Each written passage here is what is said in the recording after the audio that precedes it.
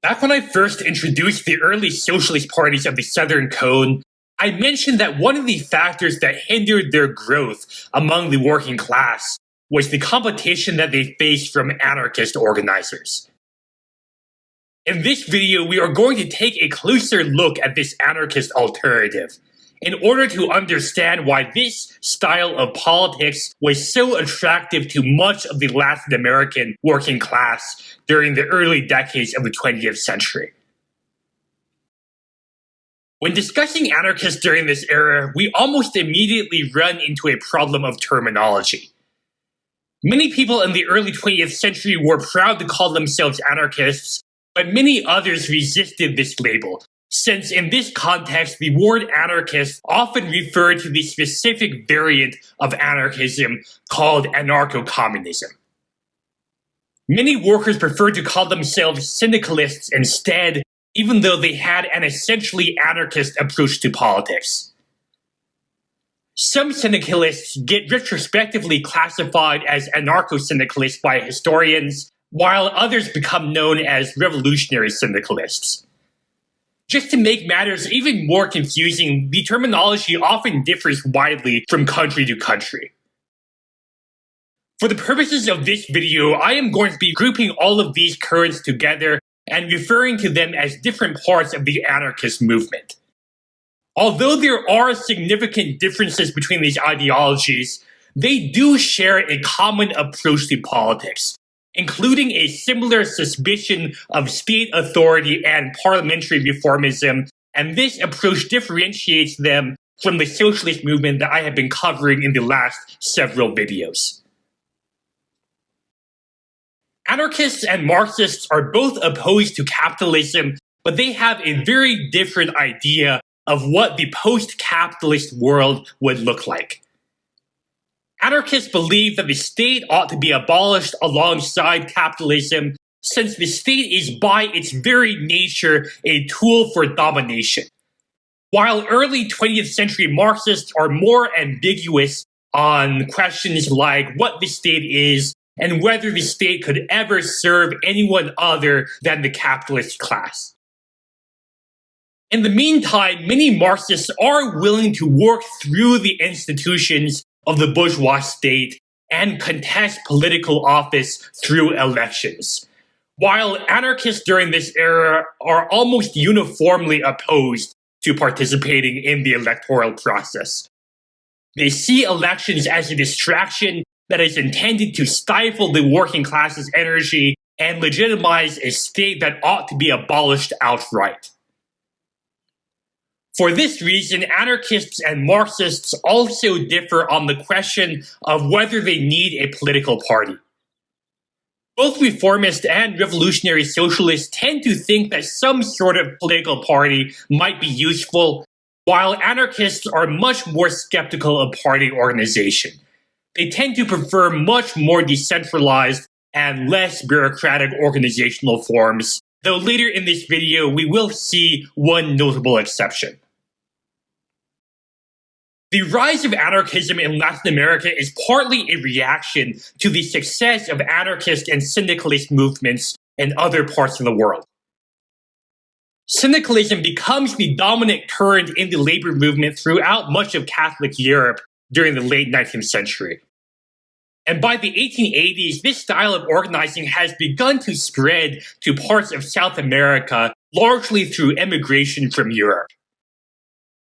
Later on, the industrial workers of the world will become an important influence for the Latin American anarchist movement.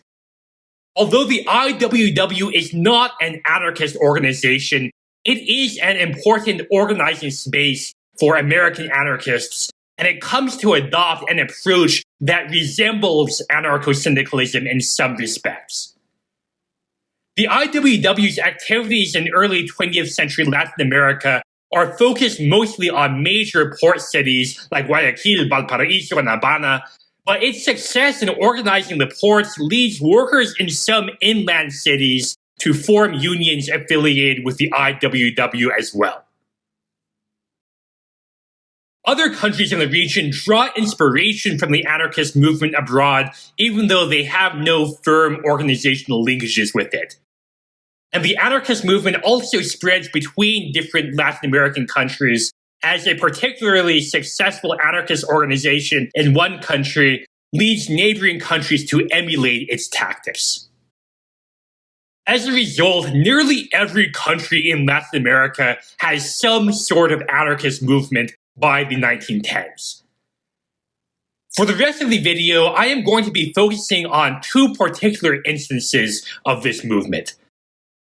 First, the anarcho-syndicalist movement in Argentina, and second, the misleadingly named Mexican Liberal Party, which was one of the most notable attempts to build an anarchist political party for the purpose of organizing insurrectionary anarchism.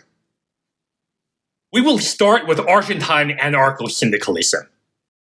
Anarchists have been organizing in Argentina since at least the early 1870s. But it is during the 1890s that the movement truly consolidates into a formidable force that begins to engage in strikes on a regular basis. The Argentine Regional Workers Federation, or FORA, is founded in 1901 as a multi-tendency labor organization that includes anarchists, syndicalists, and socialists, though the anarchist tendency quickly comes to dominate this federation. At the base of the FORA is the affiliated labor unions and resistance societies, which have an average of 100 to 400 dues-paying members. The FORA has around 50 labor organizations during its first couple of years, and its two offshoots develop over 1,000 affiliated unions by 1920. These labor unions are largely autonomous, but they have joined together in the FORA in order to better coordinate their activities. The day-to-day leadership body of the FORA is the Federal Council, which is elected by the member unions. Because this is an anarchist organization, the Federal Council is not empowered to make major political decisions unilaterally. For decisions like calling a general strike, the Federal Council must convene a separate body called the Regional Deliberative Council, which also includes one delegate from each of the member unions. The FORA also holds a Congress once every couple of years, which is responsible for setting the organization's long-term strategy and defining its ideological positions. Each member union is empowered to go on a strike unilaterally.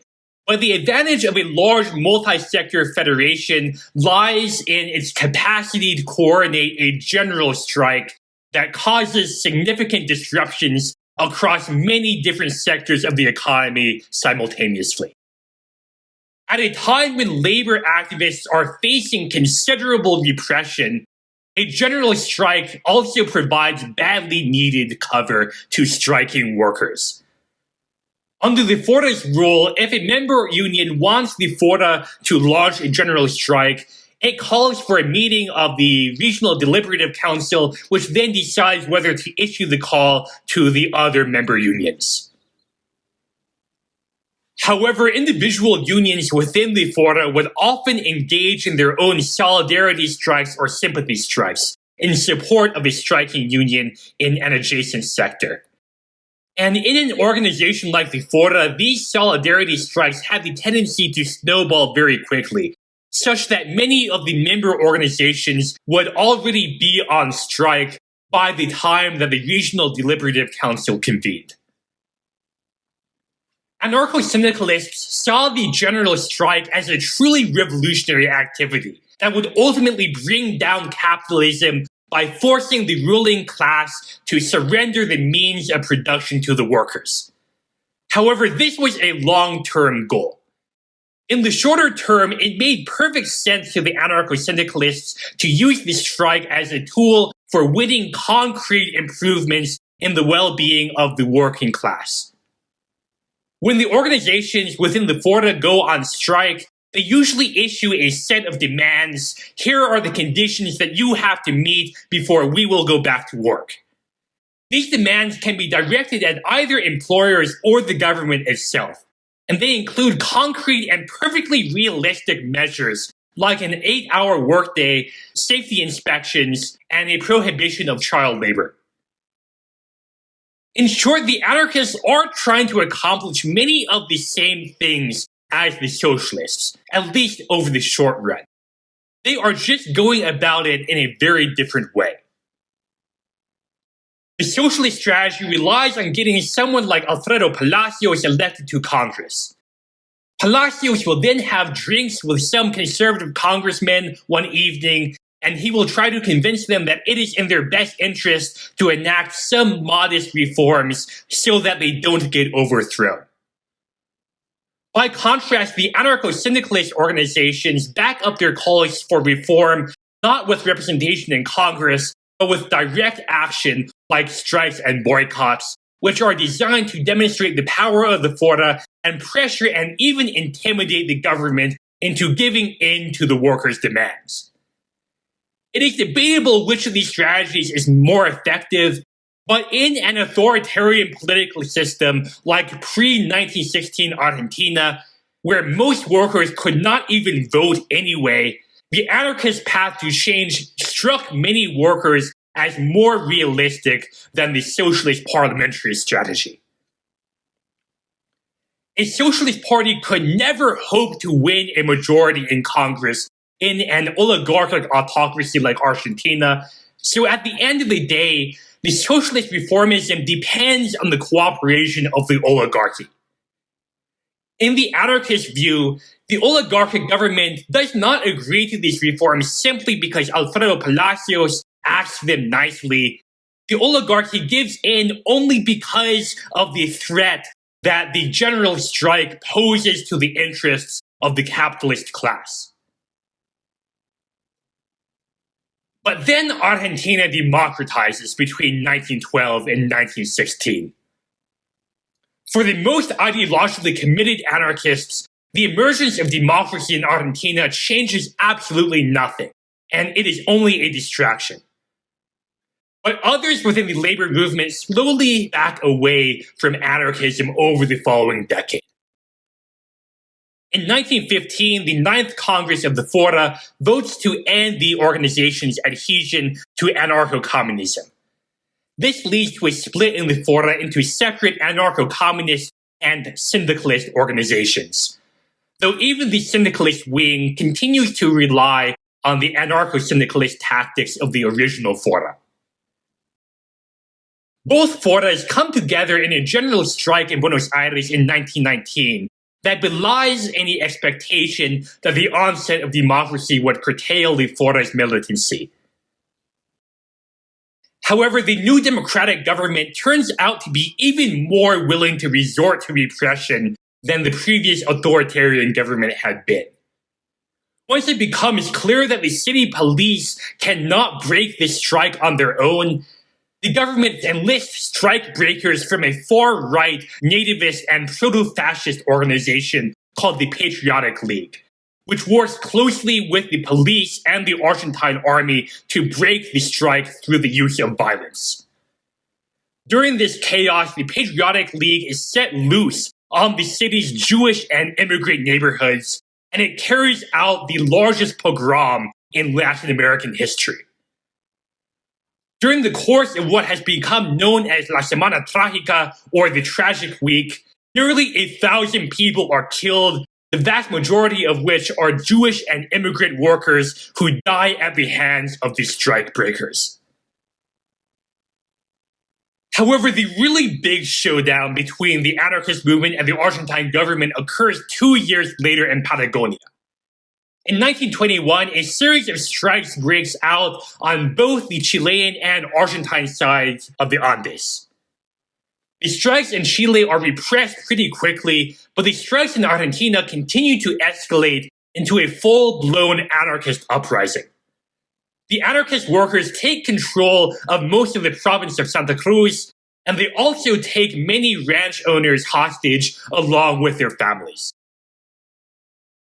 The military then descends on Santa Cruz in order to put down the uprising through force. The anarchist workers are ultimately defeated and the uprising collapses. While some of the strikers are imprisoned or deported, between 1,000 and 1,500 striking workers are summarily executed by firing squad in early 1922 in the bloodiest labor massacre in Argentine history.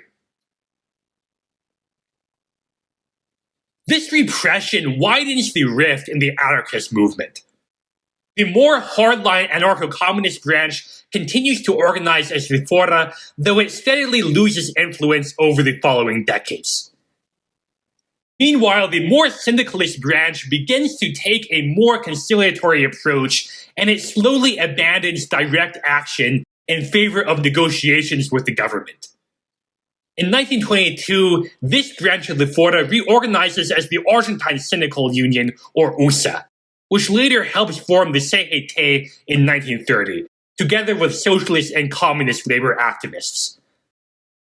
Although the CGT contains many syndicalists, the creation of the CGT is the symbolic end point of the anarchist movement's dominance in the Argentine labor movement, and the CGT itself is a highly centralized and bureaucratic organization that is very far from the decentralized federal model of the original FORA.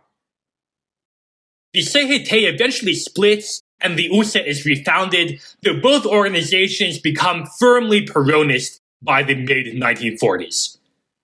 Although revolutionary syndicalism does live on within the Peronist movement, the anarchist influence in the Argentine labor movement is largely at an end by the time that Perón comes to power. Most anarchists in Latin America in the early 20th century worked inside labor organizations like the FORA, though anarchists in some countries also experimented with other forms of organization.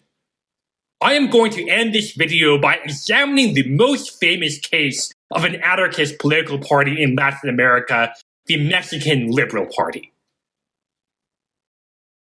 While early 20th century Argentina was ruled by a dominant oligarchic party, early 20th century Mexico was a personal dictatorship governed by the liberal military leader Porfirio Díaz, who by this point had sidelined the rest of the Liberal Party from power. In 1901, there is a last-ditch attempt by opposition activists to refound a new liberal party in Mexico. But this attempt is repressed by Díaz's regime, the Porfiriato, and many of the party's organizers are arrested. Among the arrestees are two brothers, Ricardo and Enrique Flores Mogon. During their time in prison, they meet a bunch of anarchist activists, and they come to embrace anarcho-communism, though with some important modifications. When the brothers are released from prison, they return to party building, and they call their new party the Mexican Liberal Party. And on the surface, it is precisely that, just another attempt to organize a liberal opposition party to the Porfiriato. The party's platform includes progressive economic measures like an 8-hour workday and a minimum wage, but much of its emphasis is on conventional liberal political reforms like term limits and freedom of speech. The Mexican Liberal Party gets banned, of course, but it appears so harmless on the surface that nobody in the government spends too much time worrying about it for now. However, the party's professed liberalism is largely just a cover for its revolutionary anarchism. Once the party's leaders are in exile in the United States, the party newspaper, Regeneración, begins to outline a more radical political program. The party's ideology is strategically vague, and the Mexican Liberal Party, or PLM, begins to attract many socialist supporters who assume that this party is actually some sort of socialist party. However, the party clearly directs its appeals to indigenous peasants and the Mexican working class more broadly, and it harshly criticizes the government, the capitalist system, and the church, while calling for a revolutionary overthrow of the Porfiriato. But the most famous part of the party's ideology is the simple phrase tierra y libertad, land and liberty, an old anarchist slogan that resonates with much of the poor population in early 20th century Mexico, where the rural population has been dispossessed of their land over the last half century. The main leadership body in the PLM is the Organizing Council, which moves around between various cities in the United States throughout most of the party's existence. The organizing council coordinates the party newspaper Regeneración, which becomes so widely read that its sales actually become an important source of financing for the party as a whole by the early 1910s. The organizing council then uses this money to finance a series of local focos, or cells, scattered throughout Mexico. Since these guys are anarchists rather than communists, the party does not maintain as tight a control over these cells as we might expect in a communist revolutionary organization. But the organizing council does help supply the focos with weapons and occasional instructions, and it usually sends representatives to meet with focos that are preparing a revolutionary action. This is a small and clandestine party, and the party has at most a couple hundred Pelemista activists, not nearly enough to topple the government on their own. And so the newspaper and the focos direct their appeals to the broader Mexican masses, dispossessed peasants, miners, and textile workers. The work of the Peleme focuses on propagandizing these masses and inciting them into revolutionary action against their employers and, by extension, against the Porfiriato as a whole. Even though the Pelemista leadership is in exile in the United States, the party's network stretches deep into Mexico. In between 1906 and 1908, the party organizes and incites a series of strikes and insurrections that are spread throughout several different states. All of these strikes and insurrections are quickly crushed by the Federales, but they are large and visible enough that they badly damage the image of Diaz's regime by disrupting the mirage of political stability that was one of the Porfiriato's main justifications for remaining in power. In the 1910 presidential election, Diaz is challenged by the landowner and businessman Francisco Madero. Madero is eventually arrested during the electoral campaign, but he escapes prison and he takes refuge across the border in Texas, where he issues the Plan de San Luis, sparking the first stage of the Mexican Revolution. During late 1910 and early 1911, revolutionary groups rise up in both northern and southern Mexico. The Mexican Liberal Party is not a big fan of Madero, but the Pelemista leadership realizes that it cannot let an opportunity like this pass by. The organizing committee instructs Pelemista activists inside Mexico to join the local revolutionary armies in their states, and the party leadership also organizes a Pelemista-led revolutionary campaign in the state of Baja California, which is conveniently close to Los Angeles, where the organizing committee is now located by 1910. The organizing committee puts together a revolutionary army of around 400 Mexicans and 100 Americans, including wobblies or members of the IWW, along with various American mercenaries and adventurers. This force crosses the border into Mexico and it captures the cities of Mexicali, Tijuana, and finally the port city of Ensenada.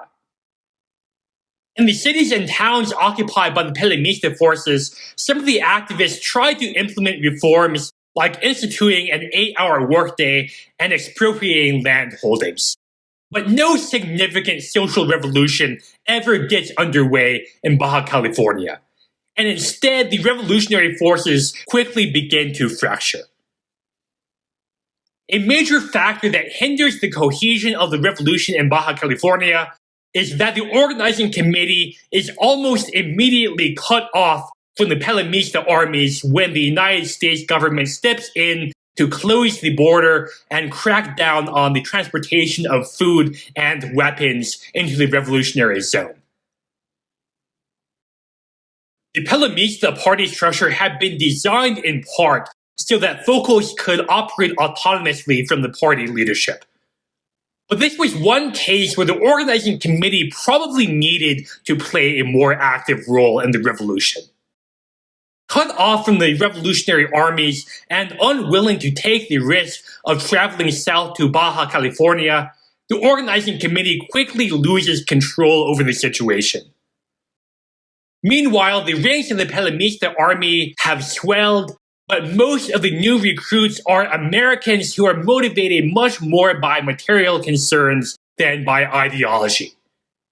Now that the Pelimista armies are no longer receiving supplies from Los Angeles, many of their members turn to outright looting, and this has the effect of alienating the local Mexican population. In the meantime, the main Mexican Revolution is now reaching the end of its first stage with the capture of Ciudad Juarez by the Maderistas on May 10, 1911. Later that month, Madero and Porfirio Diaz sign a peace treaty under which Porfirio Diaz resigns the presidency and passes power to a transitional government that will hold a democratic election later that year that will be won by Madero. However, the Mexican Liberal Party was never fighting to put a capitalist like Madero in office. It was fighting for social revolution in Mexico. So naturally, the Pelimista leadership rejects this peace agreement and it refuses to demobilize. However, this decision to continue fighting soon alienates many of the commanders who had been leading the Pelimista armies in Baja California. The leader of the Foreign Legion, Terrell Price, gets fed up and he returns to the United States, where he almost immediately gets arrested. Meanwhile, several of the Mexican Pelimista commanders, like Jose Maria Leva, defect to the Maderista side, and they get rewarded with minor government appointments during Madero's short-lived presidency. Meanwhile, now that the Mexican army is able to focus most of its attention on Baja California, the remaining Pelimista forces are defeated, and the survivors are forced to retreat back across the border into the United States, bringing an end to the Pelimista revolution in Baja California. The Flores Magón brothers and other party leaders soon get arrested by the LAPD, and they are sent to prison once again. And by the time they are released, the Mexican Revolution has sort of moved on without them. They try to become relevant again by aligning themselves with Villa and Zapata, but most of their former supporters are already fighting in other revolutionary armies by this time, and they no longer take instructions from the organizing committee. Due to the presence of so many unscrupulous Americans in the Pelimista forces by the end, the post-revolutionary governments of the 1920s dismissed the entire revolution in Baja California as a mere filibuster attempt to annex the state into the United States. And when the time comes to craft the official narrative of the Mexican Revolution, the role of the Flores Magón brothers and the other Pelimistas gets largely erased from the official history. Even the quintessential Pelimista slogan Tierra y Libertad has become attributed to Zapata in the popular memory. In a country that is now focused on maintaining order after over a decade of revolutionary violence, the anarchist involvement in the revolution is inconvenient for the post-revolutionary government. And the victors of the revolution would prefer that everyone in Mexico forget about the Mexican Liberal Party entirely. It is not until much later in the 20th century that the Flores Magón brothers finally become embraced as quintessential revolutionary figures in Mexico.